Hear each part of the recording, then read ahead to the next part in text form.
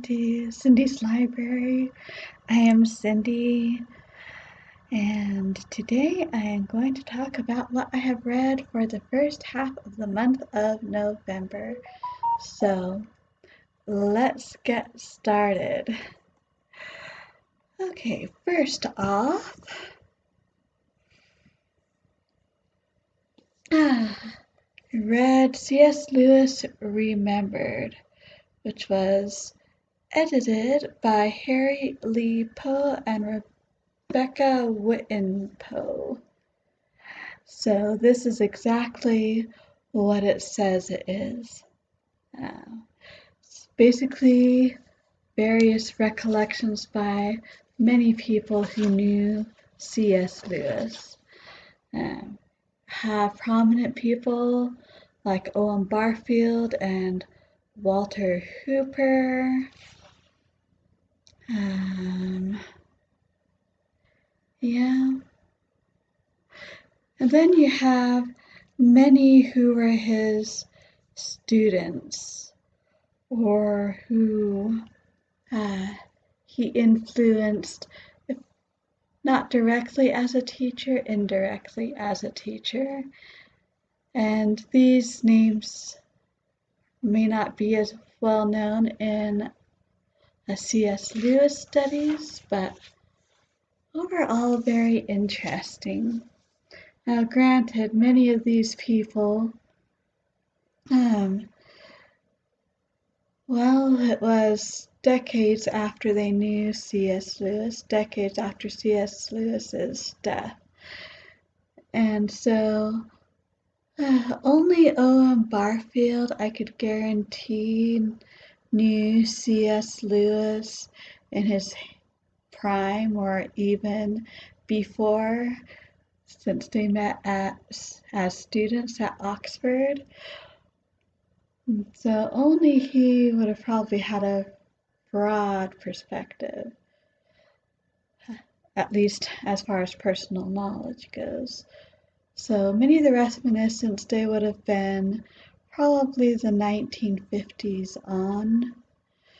But still, what comes across is a man who was unforgiving about sloppy work, sloppy logic, sloppy arguments, or anything like that, but who in every other way was extremely kind and even had a surprising sense of humor. So I'm very glad I read this one, and it's very appropriate for Nonfiction November.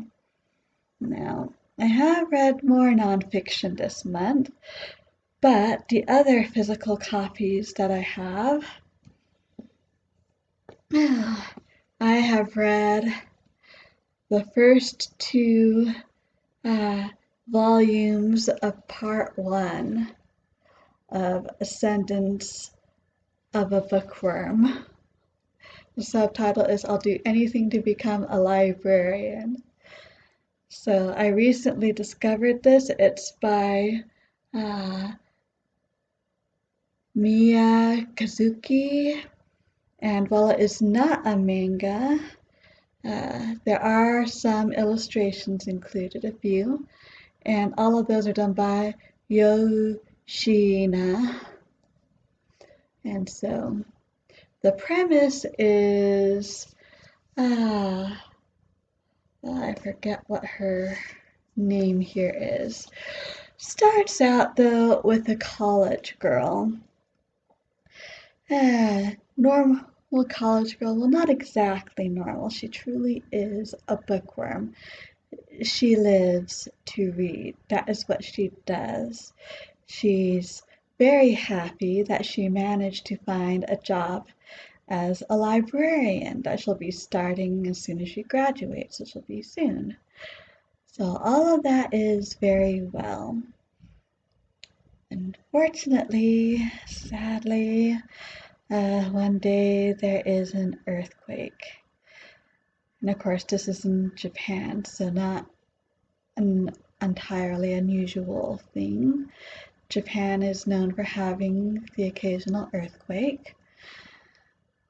And it's not even that bad of an earthquake.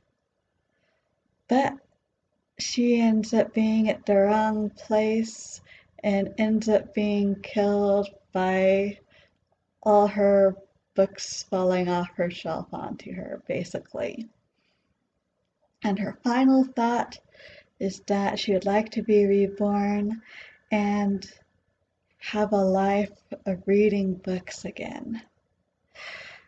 Well, she gets half of her wish right. She gets half of her wish granted. She is reborn into a very different world, a medievalish world with nobles and uh, merchants and soldiers and well, since she lives in the city, there aren't so many farmers per se, but there are definitely some towns nearby and farms nearby that provide the produce for this city. Obviously, medieval technology. And she happens to be born as a 5-year-old little girl named Mine, and to a fairly poor family. I mean, they aren't completely destitute. Her father is a soldier. Her mother works as a dyer, that's right. And so, they get by, but not really that many extras. Hardly any extras, actually. And they don't even know what she's talking about when she first starts talking about wanting to read a book. Uh, she does end up seeing a book at a merchant stall. It's basically the equivalent of being under glass, and a merchant won't let her have it. Why? For very good reason, actually. The book would cost at least her father's salary for the next month, if not more. Basically, only nobles and priests really read books. Well, merchants and soldiers are taught some, of course, for their duties. Merchants more, but reading is definitely not a big thing. Owning books is not a common thing. And worse still, Mine, as she is now called, is a 5-year-old in a sickly body that looks like it's 3 years old. Is she going to let that stop her from getting books? No, she just figures if she can't buy books, she'll just have to make them, with some interesting failures at the beginning. But she is persistent. And she's also trying to overcome being so small and sickly, because Mine is sadly pretty sickly. And she does gradually build up a little bit of strength, which is good. But that also complicates her trying to figure out how to make books. But again, does she let that stop her? No. You have to admire her persistence. So I've only read the first 2 books, and there are 3 parts to the first, or 3 volumes to the first part. There are, I believe, 4 volumes to the second part, 5 volumes to the third part, and the 4th part has only begun to be released here in English in the US. So, and I haven't gotten to that part yet anyway. The first part is subtitled Daughter of a Soldier. So we'll have to see what happens to our heroine. But she is determined to make books. And what's also amusing is Mine trying to get used to her new environment. Uh, no air conditioning, no central heating, no indoor plumbing. Certain plants that can kill you if you don't kill it first. There seems to be magic in this world, so there's that too. And so, well, Mine still remembers everything from her previous life. Otherwise, she wouldn't be so determined to want books. And so, in some ways, she knows things that the people now around here could only dream of, like technology and things like that. And having read tons of books, Mine also she knows things about a lot of different subjects. And yet there are things she has no idea how to do, like how to survive in a medieval environment or a magical environment.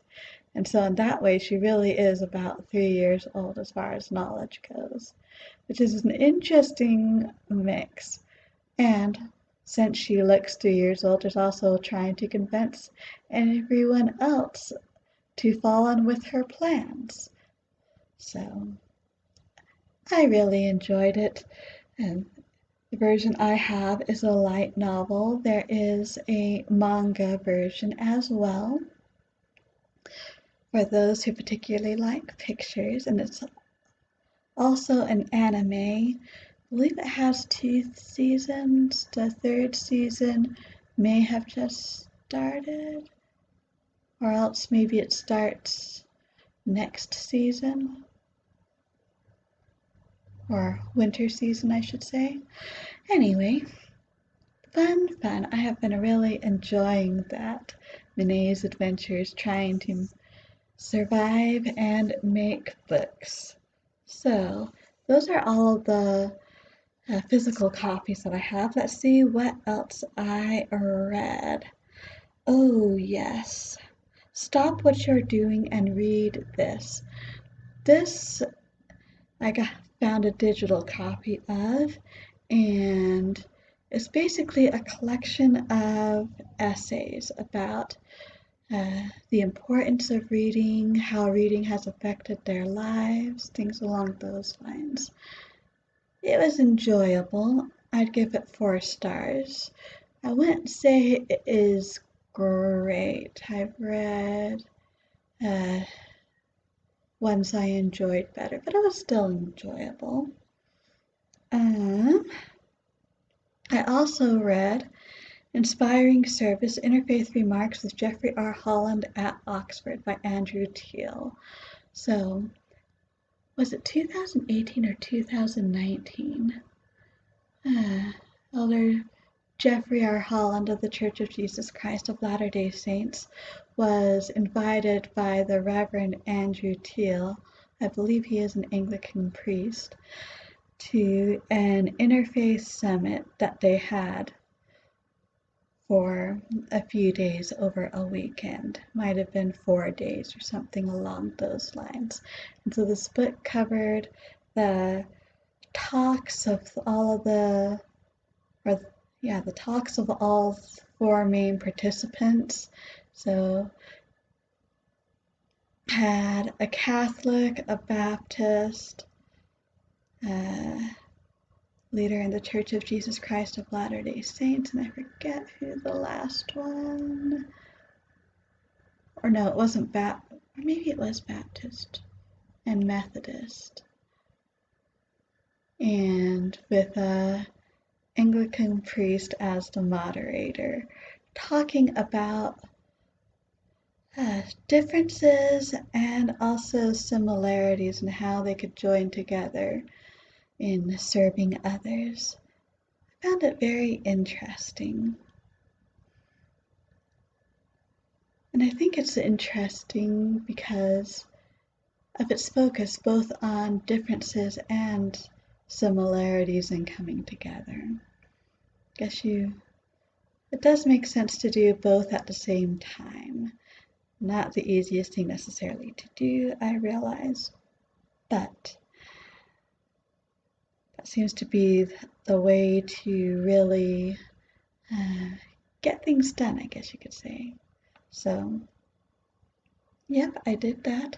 Oh, and I reread The Secret Garden by Frances Hodgson Burnett. A childhood favorite, or at least teen favorite. So, for those who haven't actually read it yet, this is a Victorian children's classic. It stars Mary Lennox and a more sour, grumpy child you would be hard-pressed to meet. But you kind of have to feel for her. I mean, she lives in India. She's basically ignored by her parents. And she does have an ayah, or I guess we would call it, the idea would be something of a nanny to look after her. And yeah, everyone's afraid to get in trouble. This is British India we're talking about, so Mary gets her way in everything. She's completely spoiled and ignored, and it's sad. But all of that changes in the first chapter when a cholera epidemic sweeps through where her family lives. And by the end of it, all the servants have deserted the place. Her parents are both dead. Her nearest living relative seems to be her uncle, Mr. Craven, who lives in Yorkshire, back in England. So back to England Mary is therefore sent. But when she gets there, she discovers that her uncle and his house are shrouded with mystery.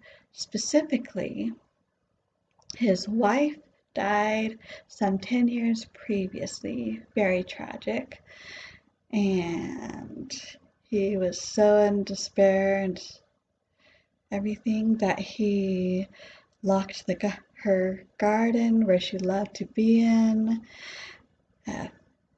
hid the key, and forbade anyone from going to that garden anymore. Yeah. So, with nothing to do, Mary decides she's going to find that secret garden. Hence the name of the book. Oh, and also her uncle is a hunchback, sort of, and she hears mysterious crying in the manor house and wants to know what that is too. So lots of mysteries for Mary to solve.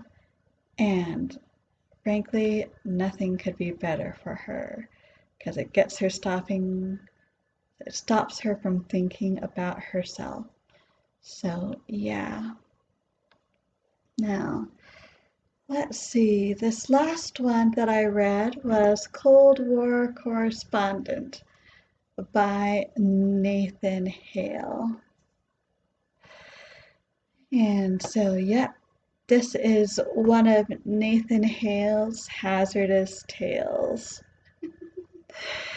With the setup being, of course, that the American spy during the American Revolution, Nathan Hale, well, he's caught by the British.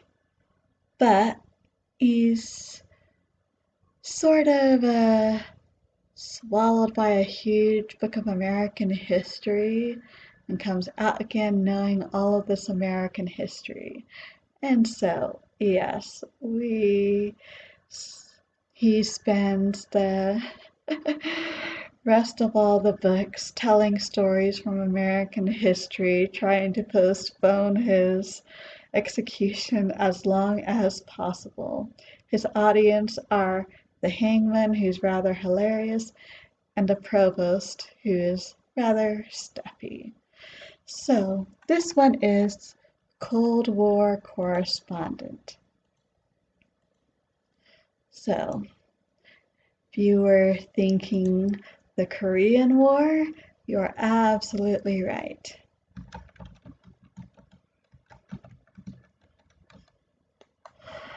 Oh, so this book we basically get the beginning days of the Korean War, how it all started.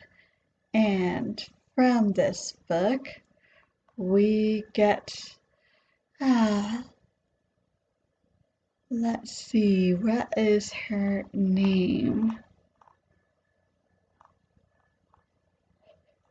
Ah, Marguerite Higgins. That's right. Marguerite Higgins, also known as Maddie. So she was made basically war correspondent for the Far East just as the Korean War was starting. She had been a war correspondent actually during World War II. I think she may have been the first female to win the Pulitzer Prize for reporting. Anyway, since she is a reporter, she kind of insists on taking over the narrator responsibilities for this story, but that's okay because she is a reporter and she knows how to tell a story. And it's pretty exciting with the North Koreans coming in and pushing American and South Korean forces further and further south because they don't have enough men, they don't have enough equipment, they don't have the right equipment. Oh, it was just a mess at the beginning.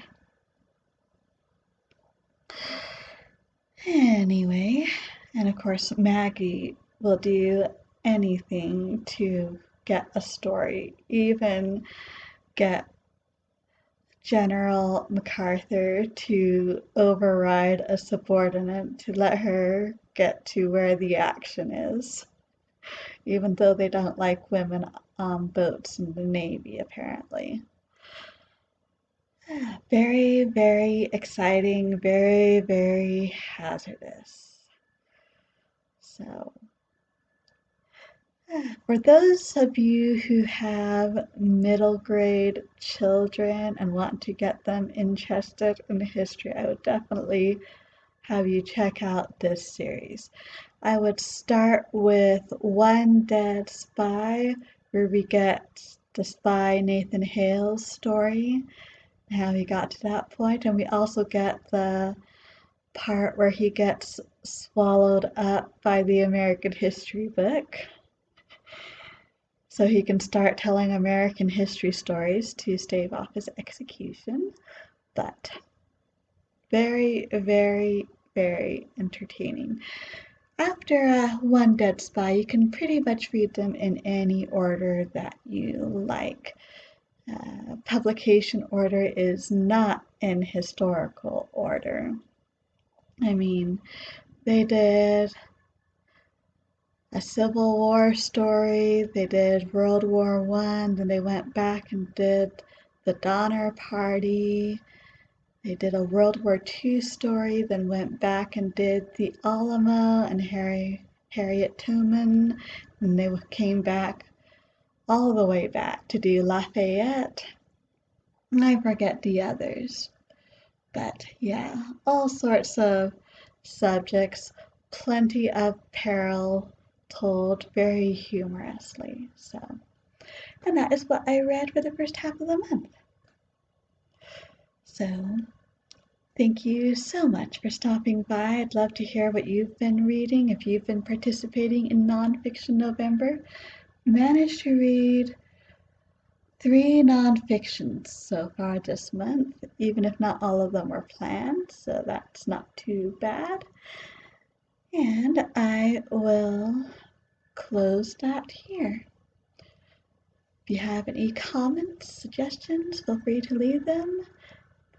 And as always, I hope we all stay safe and healthy, and happy reading!